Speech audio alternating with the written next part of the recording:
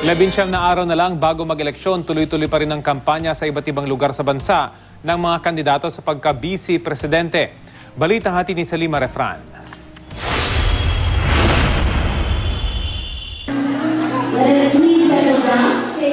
Dumalo sa isang presidential vice presidential candidates forum sa University of the Philippines, Visayas sa Iloilo si Senador Alan Peter Cayetano kasama ang running mate na si Davao City Mayor Rodrigo Duterte.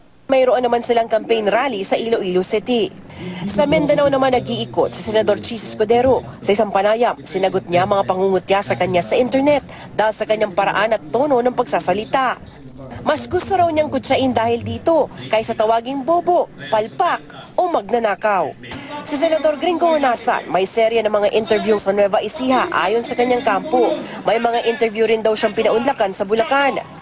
Sa Quezon City, nakipagpulong naman si Senador Bongbong Marcos sa iba't ibang transport groups na formal na nag-endorso sa kanya bilang vice-presidente. May dinaluhan din siyang isang leadership forum sa Binondo, Maynila. Kabilang naman sa mga binisita ni Congresswoman Leni Robredo ang tinaguriang Smoky Mountain sa Maynila. Sa panayam sa media, sinabi ni Robredo na sang-ayon siya sa balak ng katandem na si Mar Rojas na karamihan o kalahati ng mga uupo sa kanyang gabinete sakaling manalo ay mga babae. Sa Bacolod naman nag-ikot si Senador Antonio Trillanes. Dumalo rin siya sa isang forum kasama ang mga estudyante. Salima Refran, GMA News.